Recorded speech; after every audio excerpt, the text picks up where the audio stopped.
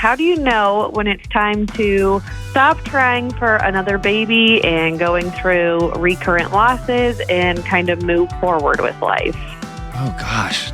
Don't solve that one. That was really hard. Oh, no. It's a big one for a Monday. Yeah.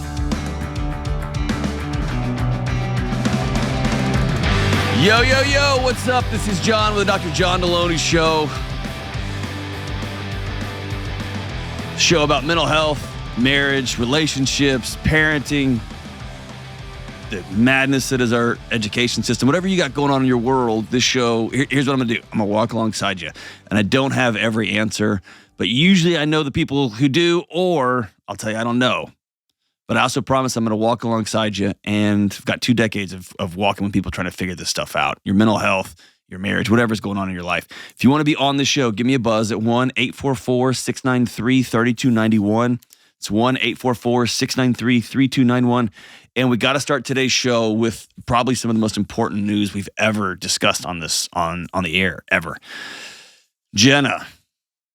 Yes. This week in Nashville, there was a storm of epic proportion, and the storm was named Hurricane Taylor Swift. Yes. What in the world? Insane, yeah. I heard 500,000 additional people were downtown. In downtown, yeah, for various other things that were here this weekend. But yeah, it was insane. I went to two of the 3 shows. I went Friday and Saturday.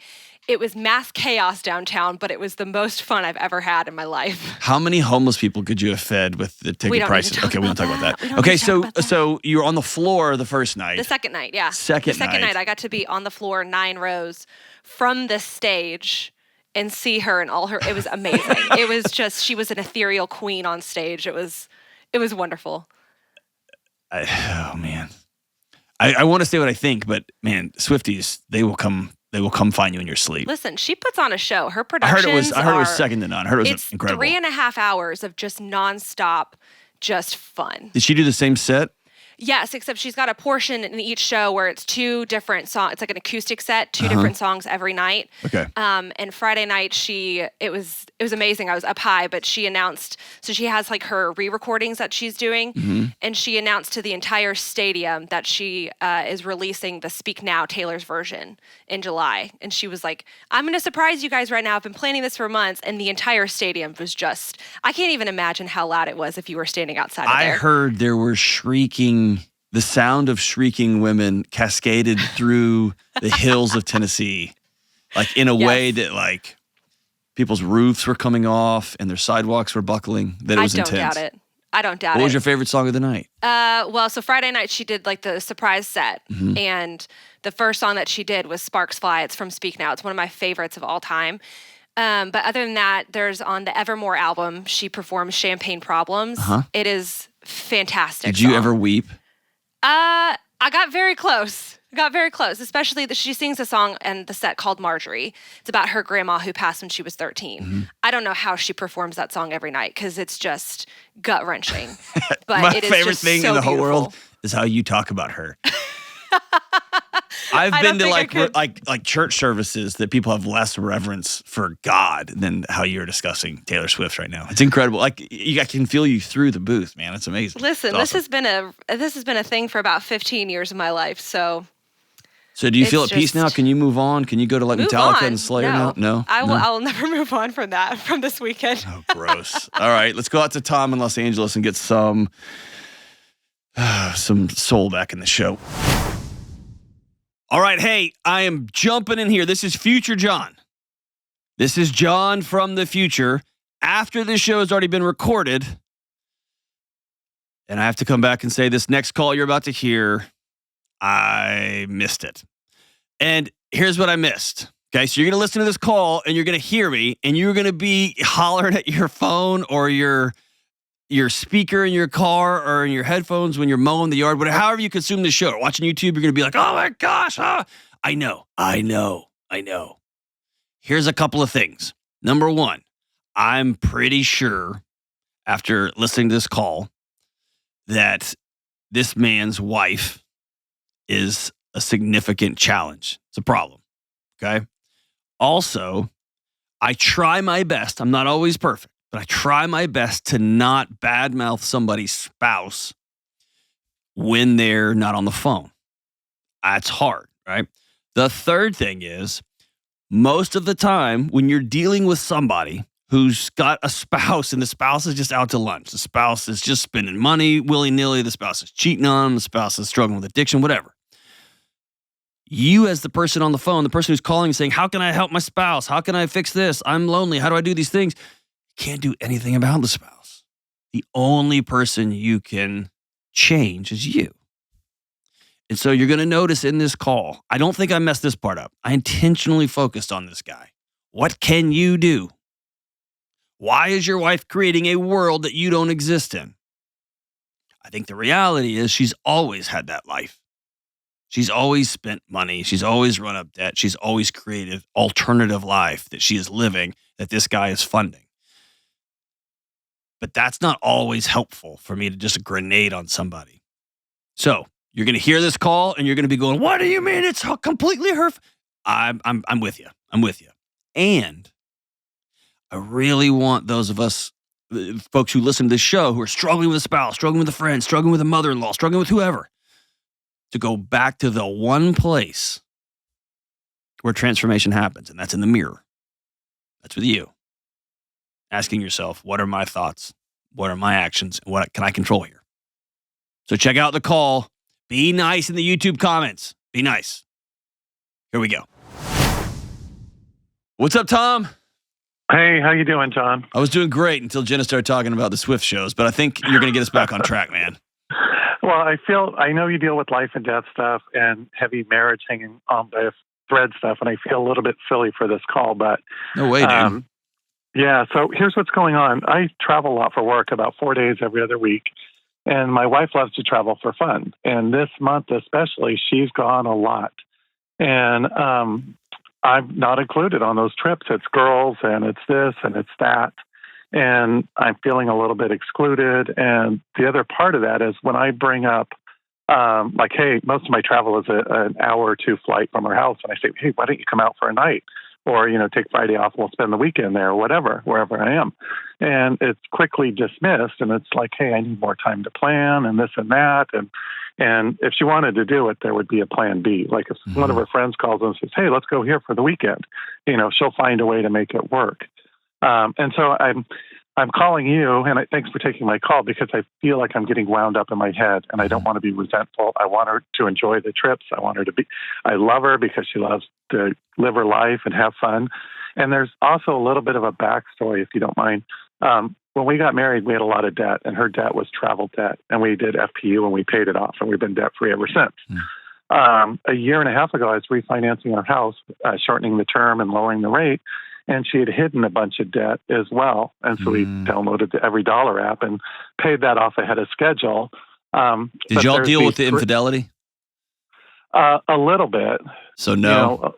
Not really. Not really. And Not really. And the other, and we're both men here. The other trigger is I was a single dad. My kids spent every other weekend when I traveled with their mom. And I would constantly get emails from her like, hey, check out this cruise. It's on sale or this or that.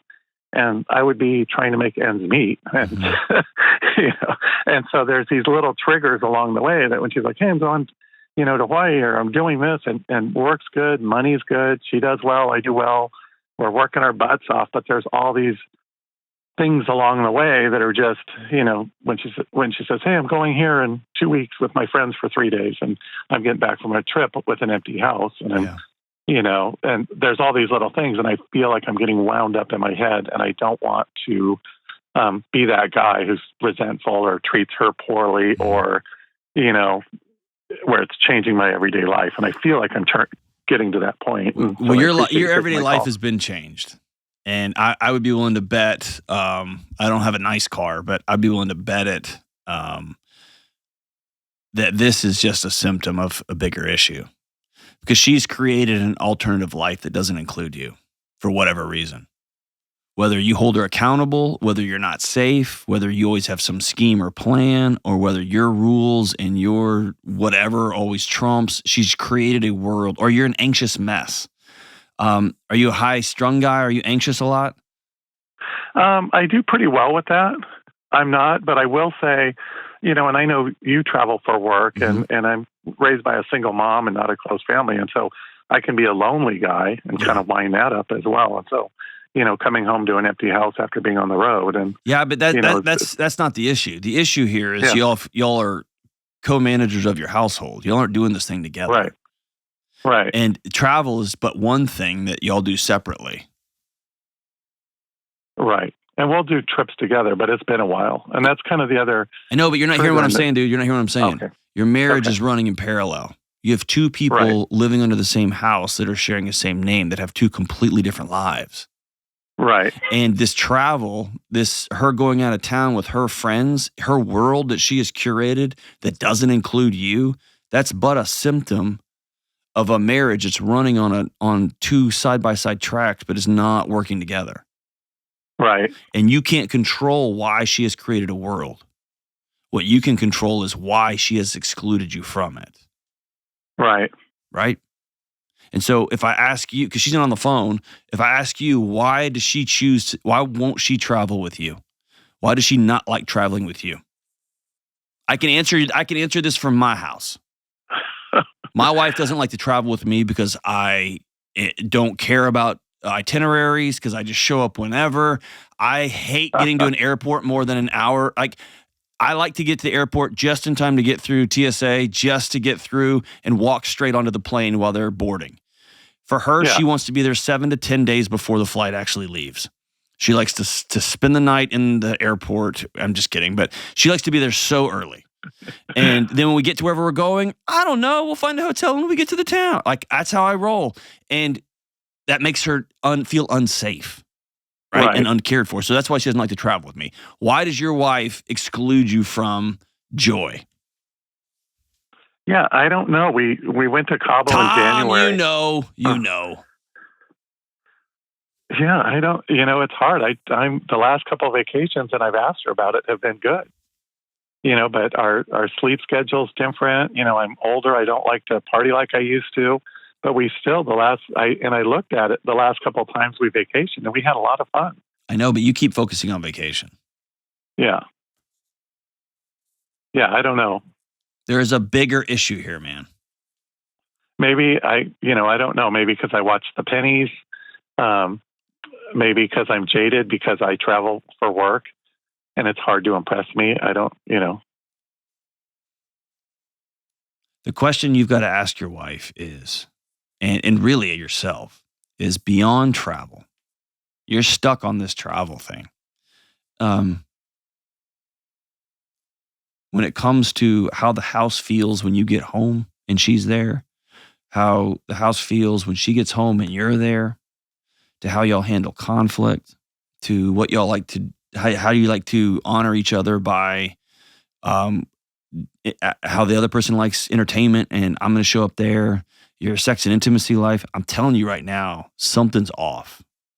Yeah. And you keep focusing on this travel. I'd be willing to bet if I talked to her, it would have nothing to do with travel. Travel is her way of escaping, getting away.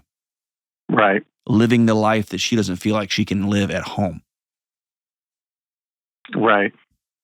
And it could be that she's a brat. And I'm going to talk bad about your wife, but it could be that you would like to have a budget and you don't like to spend money y'all don't have. And she's like, I'm not going to live like that, YOLO, whatever. That could be it. She could be very immature. Or you could be so constricting and hard to live with that she's had to create an alternative world.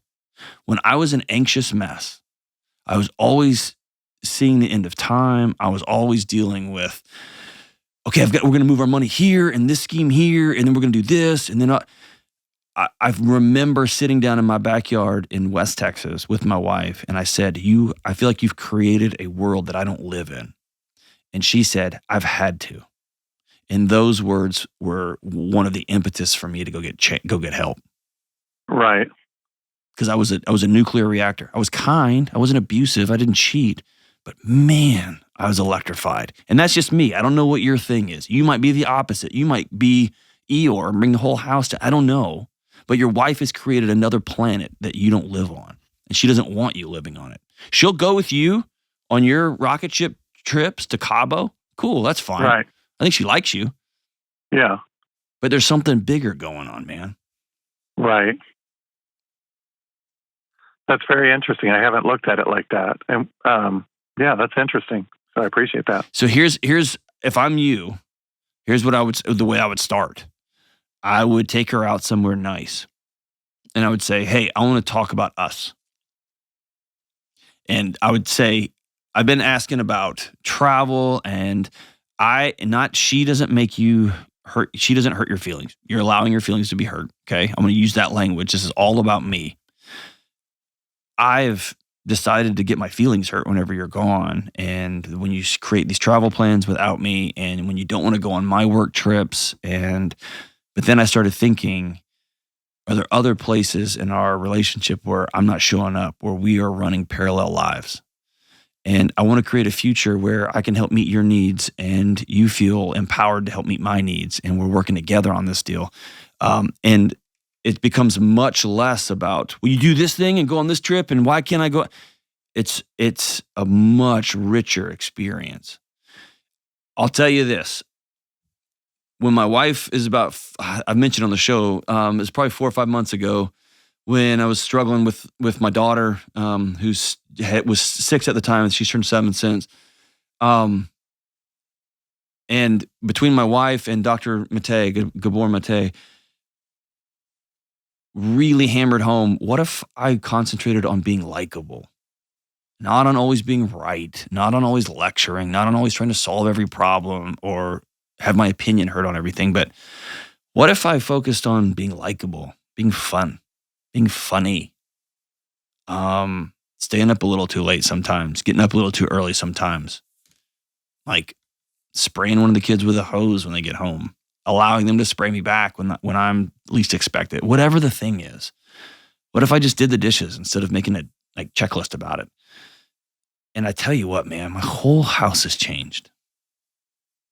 My marriage has changed. My relationship with my daughter and my son have changed. Everything is different now because I'm working hard not to be right, not to win, not to make sure every T is crossed and every I is dotted, but to be likable, to be a joyful person. And it's just ricocheted through my life.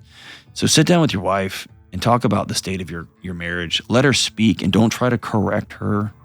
This isn't something you're going to solve in one meeting. But ask her, am I hard to be around? Am I hard to travel with? Have you had to create another alternative world, alternative universe that I'm not a part of because I'm tough to be around? Start that way. Let her speak and let her be open with you. It might be a really hard season coming up.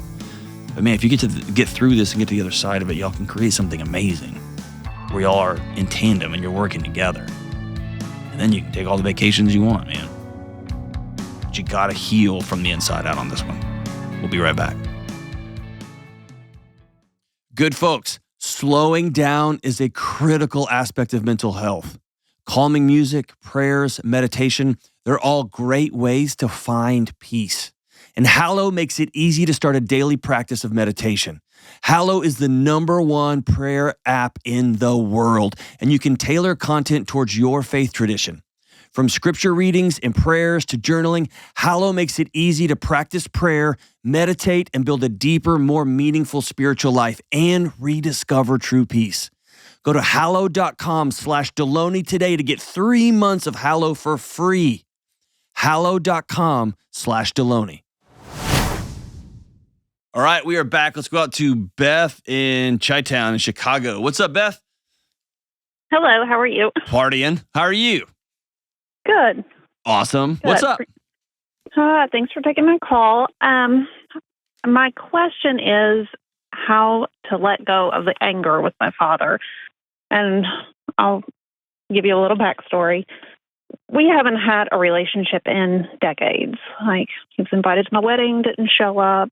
Invited to meet his first granddaughter when she was born, didn't come. And so after that, I wrote a letter to him, didn't send it, but just to get all my emotions out. Mm-hmm. And felt like I really had peace about it because I didn't understand how he couldn't be there for me and my siblings, even his brother and his mother. But after I had a child, it really changed my perspective on it all of it. Does he have mental illness? My siblings and I think we have diagnosed him, just in our heads, but we don't know. I would be willing to bet a lot that he was struggling with something pretty profound. Yes. The act of walking away from your kids and your grandkids is so unnatural. Yes. And I hate that you experience that. Thank you. But that's not your fault, right? No. And I'd always said, or I said in the letter that I wrote to him and said, the only way I can have any sort of respect for him as being my father is just not to know him at all, because I can't understand how he could do that. And really, so over the past year, he gotten really sick. And, I struggled we all did with, should we go visit him? And then ultimately, will we go to his funeral? And we weren't given the opportunity to. We had to find out he was sick through multiple different parties. And so he was remarried. His wife had just a quick burial. The obituary wasn't released till after the funeral, and we weren't even listed anywhere in it. And then since then, I've went back and looked at the tribute wall on his obituary, and every single person on there comments about how he was, the most dedicated Christian man that they knew. And I'm like, he abandoned his entire family. And I don't know. I have a lot of anger towards that. I thought I had peace about everything else, but now I'm just angry. One of the hardest fantasies in the world to let go of is the parent walking away from their child. It's one of the hardest ones in the world, and you can think you've dealt with it and buried it until they pass away. And then there's that your body realizes, oh, this never wraps up. There's no happy ending. Yeah. And as much as it's frustrating, we've seen enough Hollywood movies where, the kid walks in and dad's on his deathbed and he says, I'm proud of you. You know what I mean? That will never happen. So my question for you is this, and it's a hard one, okay? What is this anger getting you? Nothing. Yeah. Why are you still at war with him? I don't know. I think it's just having children and not being able to comprehend how he would do that. You can't. You can't. You can't make rational sense of an irrational act. I would tell you any energy you spend trying to make sense of it is a waste of time. It's energy you're taking away from your kids and dumping it into a bottomless pit. You can never wrap your head around it because it makes no sense. And I know that's maddening. Yes.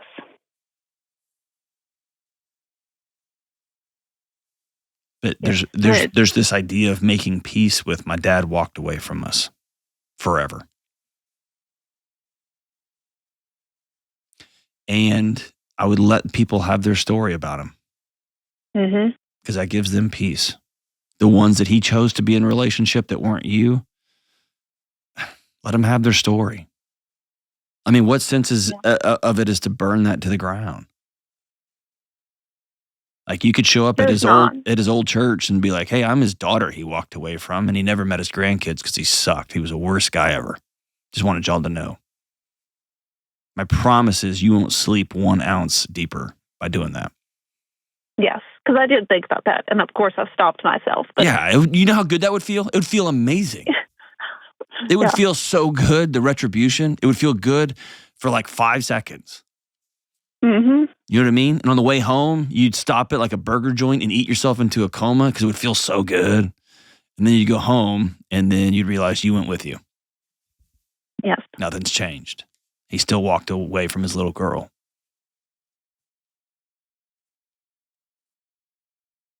Yes. Most of the time people get stuck here, it's for 2 reasons. One, it's rage, anger feels good. It does. The fantasy of what I'm going to do or what I could do feels so good. And the second thing is there's some sort of lingering ... that I had something to do with this. and your body loops trying to solve what was it about me that he walked away from, because I need to solve that so it never happens again.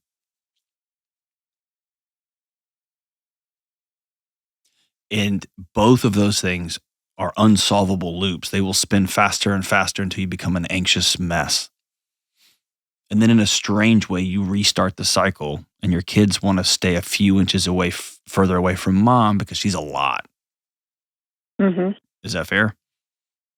Yeah. And then the cycle starts again. Yeah. So whenever someone's facing this, that you've done part of the work, okay? I always direct people to write 4 different letters. All right? You've written one of them. Was it the vomit letter? The you suck and I hate you letter? Okay. Pretty much. When did you write that?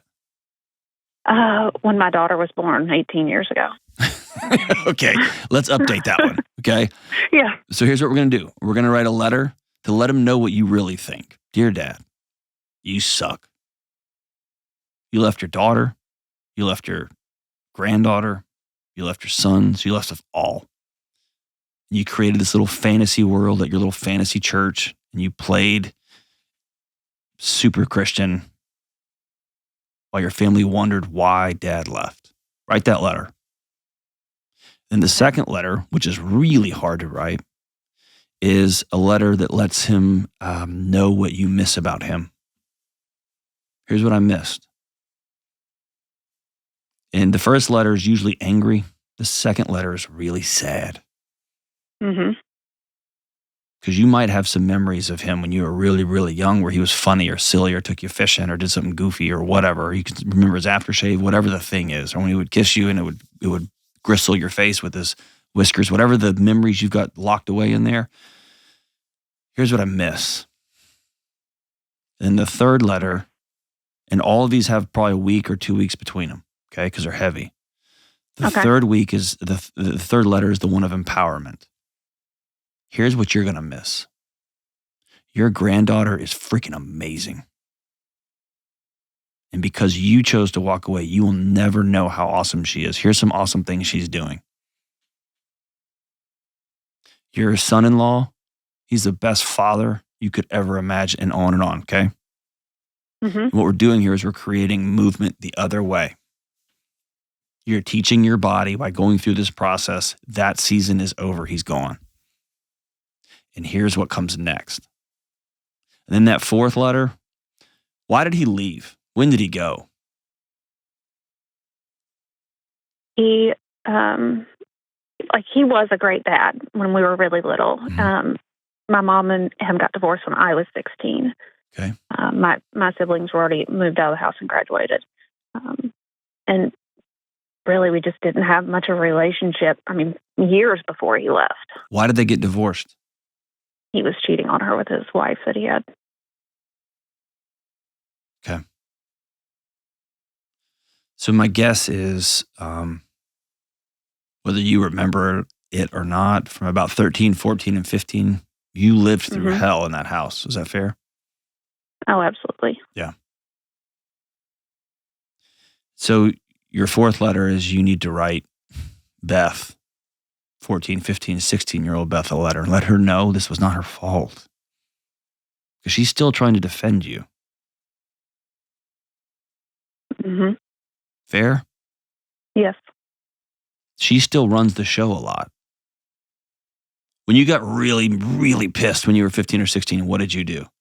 Did you withdraw? Did you throw and kick? Did you yell and scream? What did you do? Like just full angst as a teenager. I yelled at him. I took it all out. My siblings were more reserved, and when he hurt their feelings, they didn't say anything. And I was always the one to defend them or me or my mom or anybody on how he just wasn't there. How often do you yell now as an adult? I have my moments. She's still protecting you. Yeah. You got to let her go. When those when we as grown-ups have those moments of childishness, When I stamp I'll stamp my feet and ignore my wife or my kids or my workmates. That is me being 9 all over again, right? Mm-hmm. That's that little boy coming out and being like, oh, we'll show them. And it's like, no, dude, you don't get to drive because you're 9, right? Similarly, you got to let that girl go. And that's letter number 4. Okay. I've also heard folks with some pretty significant success in, and you've heard me say this if you've ever listened to the show more than a couple of episodes, is to go to Home Depot or Lowe's or something and buy a cinder block. Yes. And put duct tape on it and write your dad's name and write the last day you remember talking to him in person. Or write on that thing, you died and wouldn't even let us come to the funeral. And carry that sucker around your backyard, carry it around your house until your arms burn, till it gets so heavy. And then take it as far in the far corner of your backyard or a park or wherever you find peace. And set that sucker down and rip the tape off. And in that moment, commit to never picking that brick up again. I'm not carrying my dad's trauma anymore. I'm not carrying his hatred. I'm not carrying the fact that he walked out on his little girl and her brothers. I'm not carrying any of this stuff anymore. He doesn't get any more from me. And you're going to wake up certain days and you're going to find yourself carrying that brick, and it's fine. You're just going to have to remind yourself, I'm not carrying that anymore. You're going to find yourself start to scream or yell at somebody you love, and you're going to stop yourself mid-yell and be like, I'm not carrying that anymore. I already let little Beth go. She gets to go play. She gets to go finally be 16 like she should have been a long time ago. But it's going to be a practice. I'm not carrying it anymore. I'm not carrying this anymore. I'm not carrying it anymore. He gets no more of me because he's had enough of you for the last however many years. And we're done. Now it's time to live forward. Does it suck that he abandoned you? God almighty, I can think of hardly anything worse. Is it unbelievable that they hid his funeral from you? Didn't even mention you in the obituary? Yeah, it's wrong. It's wrong at every level. And it happened.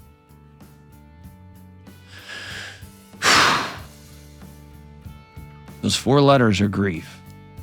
It's a practice of grief. It's a practice of sitting in it, and it hurts. And it's probably best if you have somebody that you can read those letters to. Maybe your brothers will join you in this exercise and y'all can read your letters out loud to each other.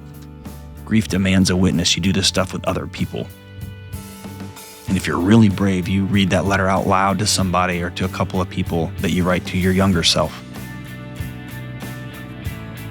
And we never carry a brick again. Thank you so much for the call, Beth. We'll be right back.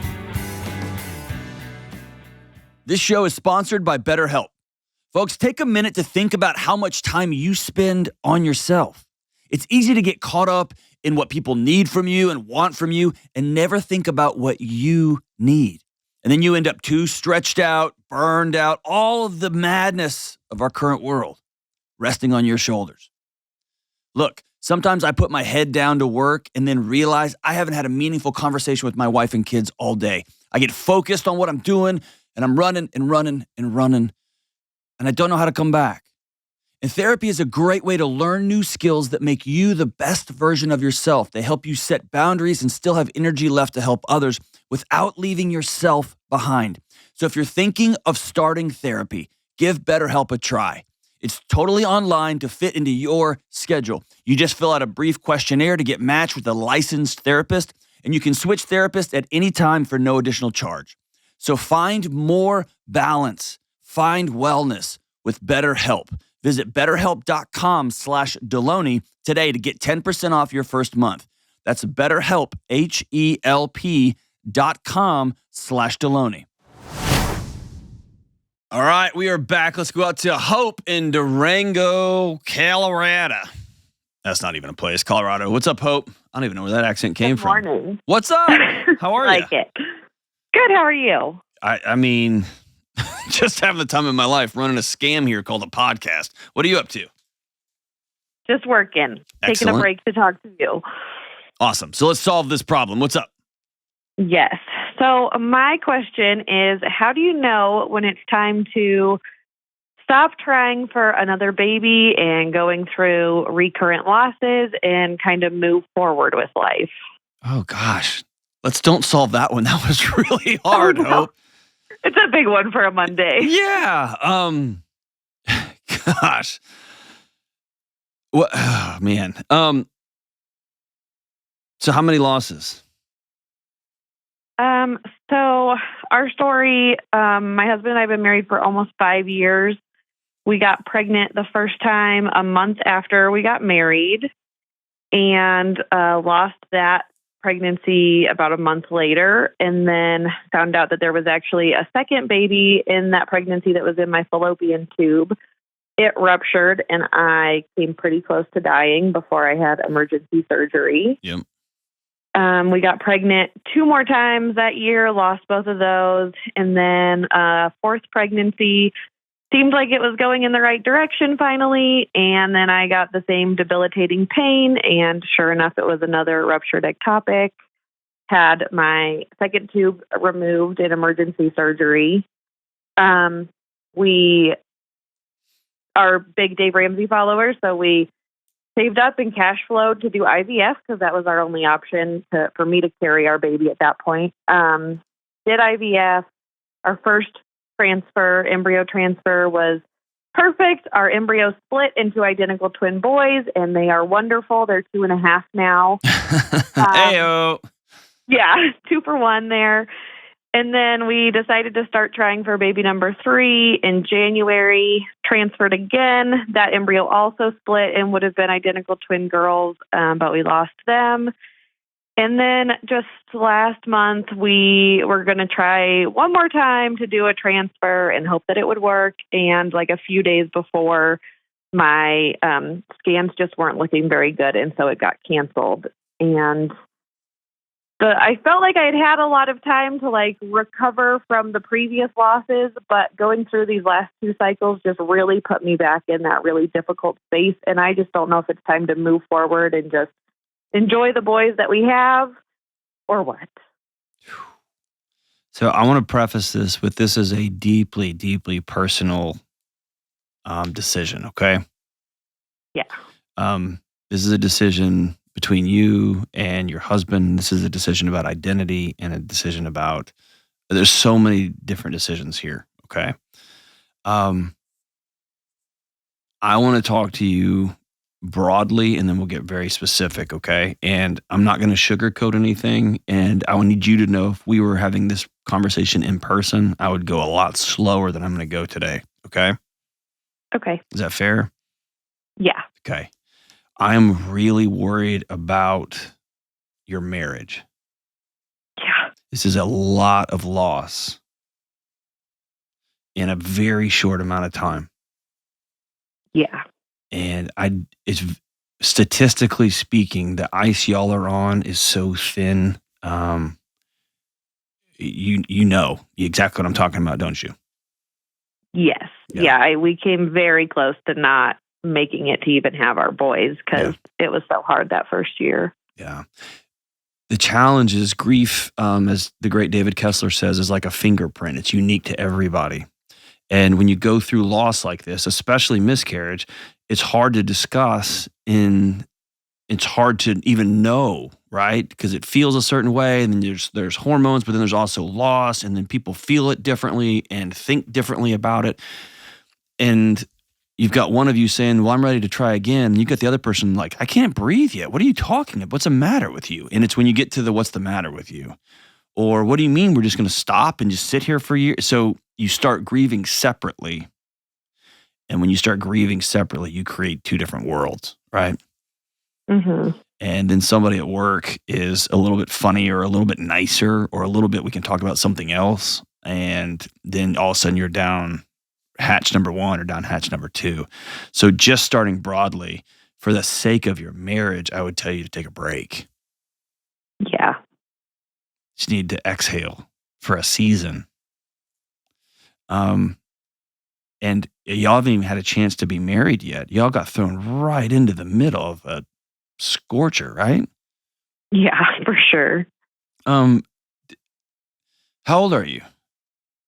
I'm 31. Okay. Why this? It almost feels manic. Why the push, go, go, go, go, go? It definitely felt that way until we had our boys. And I just have always wanted to be a mom. I've always wanted to have a huge family. And I think manic probably is a good term for how I felt. Like just as soon as one loss was over, it was time to try for the next one. And how did y'all grieve the loss of those pregnancies? Everybody does it different, so there's not a right or wrong way. Boy, I'm really open about it, so I've shared a lot about it with just friends and family and everybody. Yeah, but you're sharing the process. How did you grieve those individual losses? We moved forward really quickly. I have the name of every one of the pregnancies that me and my wife have lost, which are 3, tattooed on my body. Oh, wow. Okay. And it's not for everybody, but there's something profound about stopping and acknowledging loss. Even if you aren't that, like, man, it wasn't a baby yet, wherever you fall on that spectrum, which is a whole other conversation. The moment you find out your pregnancy, a dream is cast out ahead of you, right? Oh, yeah. You start making plans and you start building rooms and you start imagining, and it's really hard to just let that thing dissipate and go. You have to honor that, man, a path just laid out in front of us and that path is over. Mm-hmm. You know what I mean? Some people do it by writing letters to the baby that they lost. Some people write poetry. Some people call some friends over and have a formal funeral service. Some people come over and just say, hey, we want to acknowledge this together. This is a heavy season for us. We lost this. But just blowing by it and blowing by it and blowing by it 7 times, that's a lot that your body's carrying for you. Yeah, definitely. Have you been open with your husband about the nature of these losses? Yeah, we're very open with each other about all of them. Okay.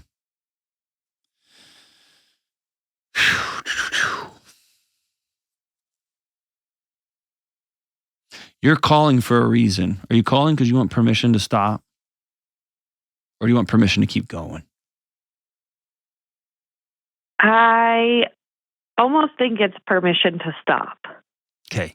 I need you to hear me say, and I'm going to speak for everybody in humanity, no one can give you that permission. That's for you. But you have my permission to stop. And you're going to have to grieve that dream that you were going to have 14 kids running around. And all their knuckleheaded girlfriends and boyfriends and party. You're going to have to grieve that. And just because you grieve that picture doesn't mean you don't love recklessly these 2 knuckleheaded twin boys you got. It's both and. Yeah. But I think it's worthy of writing yourself, your future self, a letter. The 52-year-old you that was going to have 6 kids running around. And honor her. Because, man, we just listening to your story, y'all went down swinging, right? Yeah. But it's almost scary to reimagine your marriage right now, isn't it? Yeah, we just have never had time to do anything fun. Like, we're taking a family vacation at the end of this month, and that's we never even had a honeymoon. Like, we just never spent money on it. It is not you are not going on vacation. You've heard that old saying, if it's just you and your spouse, that's vacation. If you go with your kids, it's a trip. You're going on a trip at the end of this month with 2 2.5-year-old boys. There's going to be pee and poo flying everywhere. In diapers and naps and shenanigans. And you sitting reading a book in the bathroom of a hotel. Like that's just going to be what this trip is. Yeah. But you can also find deep, resounding joy in this little gang of four that's just going to take on the world. Yeah. It's just hard to like reimagine life, I guess, when you were expecting it to be different. It is. It's hard. It's devastating. And yeah. I think, go ahead. It's hard to not have like, I almost wanted like a second chance at pregnancy because theirs was just so terrifying because of all the losses before. And so I was like, this next pregnancy, I'm going to do all these things differently. And then hope. So. None of this loss was your fault. I remember sitting with a woman one time who looked up at me through tear-soaked eyes, and she said the following: I'm tired of my body killing babies. Yeah. And I just hugged her and I didn't say another word because there wasn't anything else to say. And what I should have told her was, it's not your fault. Because you have spent the last 5 years trying to reverse engineer every step you took and every meal you had and every bout of gas and diarrhea and you've tried to reverse engineer it all. It's not your fault. Okay? Yeah. Hope's not broken and Hope didn't do anything wrong.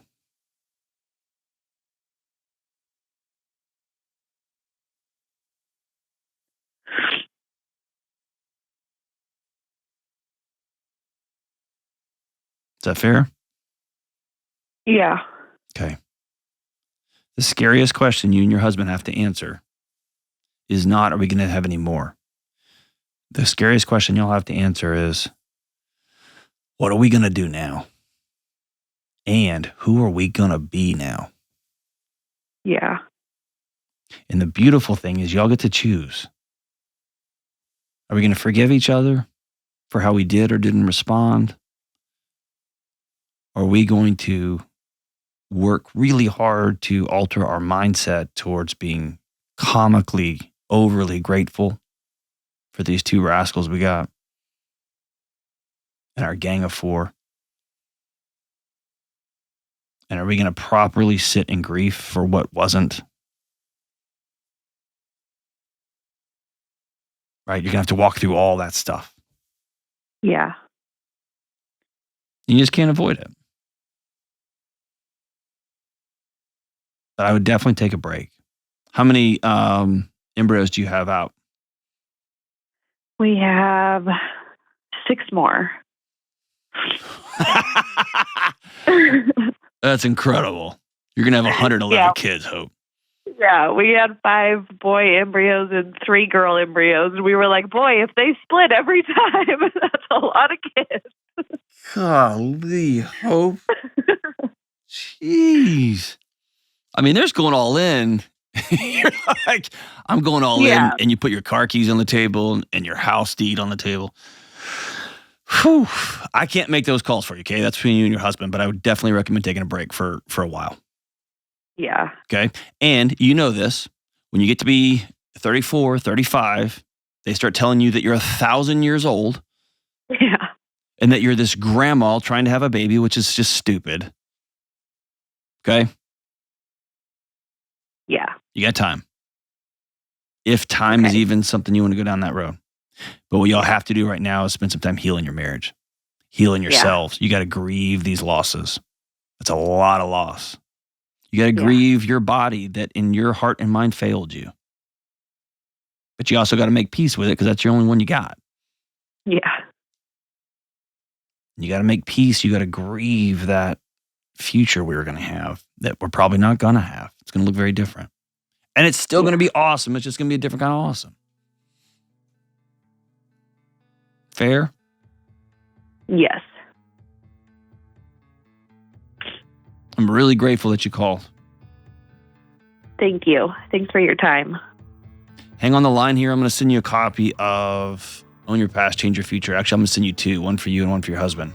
And it really is the path here's where you go when all the wheels fall off and all the plans we had going this way, suddenly there's that road implodes. And what do we do now? So hang on the line here. I'm going to send you a couple of copies of that. And you call anytime. If I can help you with the grieving process, if I can help you any way. I've been down this road personally. So thanks for being brave. Get to do everything new. We'll be right back. It seems so easy, but most of us way undervalue real, genuine relationships. Our friendships, our marriages, we don't know what we're doing, and instead of diving into the mess, we accept shallowness and distraction, and we wallpaper over our loneliness. So let me say this boldly. You cannot be well alone. You've got to get connected to real-life people and have deep, powerful relationships. I'm talking about relationships where you can be honest, where you can open up, where you can share hard things, and you each know that you'll still show up for each other. And in my new book, Own Your Past, Change Your Future, we'll walk through a not-so-complicated approach to relationships, mental health, and wellness, and getting connected is a key part of that. That's why you'll learn shallowness and loneliness are so dangerous, and more importantly, you'll learn how to create meaningful relationships in your life moving forward. There is no good app to help adults find friendships, but this book can help. Go to johndelony.com to take the next step towards wellness. That's Own Your Past, Change Your Future at johndelony.com. All right, as we wrap up today's show, Kelly is so old that her favorite show growing up was Alf, and she got to listen to this song live. Not live, but like you were when it came out. I was like 5. So the song is by her favorite band, Kiss, and she actually has that tattooed on the inside of her lip for obvious reasons. The song is Beth. Shout out second caller. Beth, I hear you calling, but I can't come home right now. Me and the boys are playing. We just can't find the sound. Just a few more hours and I'll be right home to you. I think I hear them calling. Oh, Beth, what can I do? Beth, what can I do? I know you're lonely. I hope you'll be all right, because me and the boys will be playing. I never know what Kiss is talking about. it's not rocket science. They're playing, and she wants him home. Way to go, America. Way to go. Kelly was in honors classes, too. See you soon.